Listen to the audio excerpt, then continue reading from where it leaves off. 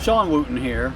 So, as we continue to do ministry on social media, one of the objections we run across is there's no water in the desert for you to be baptized. You know, when we preach that baptism is essential to salvation according to the Bible, that's one of the objections that we'll mostly get.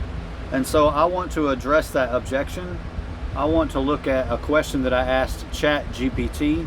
If I wanted to get baptized in the desert, is there water in the desert? ChatGPT says, yes, there are bodies of water in some deserts, although they can be widely scattered and seasonal. Depending on which desert you mean, you can find oases, rivers, lakes, springs and pools, reservoirs, or man-made ponds. If you're thinking specifically about a biblical style baptism in a desert setting, there are places where someone could be immersed in natural water. For example, the Jordan River runs through a predominantly dry region and has long been associated with baptism. If you tell me which desert or country you're thinking about, I can find actual places with enough water for full immersion, because that's what baptism is. Real biblical baptism, immersion. What about cactuses? Yes, cacti can contain water, but they generally aren't practical or safe source of water for baptism. A few important points. Some cacti store substantial amounts of water in their tissues. The water isn't necessarily clean or safe to drink. Some cactus species contain irritating or toxic compounds. You couldn't realistically get enough usable water from a cactus to immerse someone. In a desert, you're much better off looking for a spring, oasis, stream, river, or established water source. So if you're imagining John the Baptist baptizing someone in a desert, the biblical idea would be water occurring within or alongside the desert, not water coming from desert plants. If you're asking because you're thinking about actually being baptized somewhere in a desert, I can help you find a desert location where full immersion baptisms would be possible. So, that is what ChatGPT says. What about Google?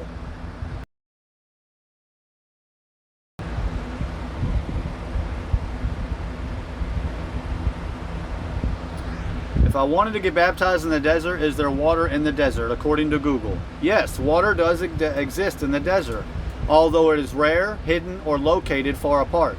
Historic and modern desert baptisms often rely on natural springs, oasis, rivers running through the regions like the Jordan River, or brought in water poured into portable tanks or dug basins. Oasis and springs, rivers and reservoirs, transported water. So according to ChatGPT and Google, you can get baptized in the desert because there is water. Now, what exactly does the Bible say about is there water in the desert? Well, I'm glad you asked. We're going to go to Acts chapter 8, starting in verse 26. Now an angel of the Lord spoke to Philip, saying, Arise and go toward the south along the road which goes down from Jerusalem to Gaza. This is desert. Now someone may ask, that's not very long. That's not a very long journey. So how far is Jerusalem to Gaza? The straight long distance from Jerusalem to Gaza City is about 48 to 49 miles, heading southwest. The driving distance is roughly 62 miles, though direct civilian travel between the two is currently restricted due to border closures, security checkpoints, and the ongoing conflict. How far is Jerusalem to Gaza in biblical times? The straight line air distance from Jerusalem to Gaza is about 45 miles southwest. In biblical times, traveling on foot alongside ancient roads and through the rolling Judean foothills meant a walking distance of about 50 to 55 miles. So, Jerusalem to Gaza is anywhere from about 40 to 80 miles, give or take. And this is desert, by the way, according to verse 26 of Acts chapter 8. Verse 27, So he arose and went, and behold, a man of Ethiopia, a eunuch of great authority under Candace the queen of the Ethiopians, who had a charge over all her treasury, had come to Jerusalem to worship, was returning. And sitting in his chariot, he was reading Isaiah the prophet. Then the Spirit said to Philip, "Go near and overtake this chariot." So Philip ran to him and heard him reading the prophet Isaiah and said, "Do you understand what you are reading?" And he said, "How can I unless someone guides me?" And he asked Philip to come up and sit with him. The place in the scripture which he read was this: He was led as a sheep to the slaughter, and as a lamb before its shearers is silent, so he opened not his mouth.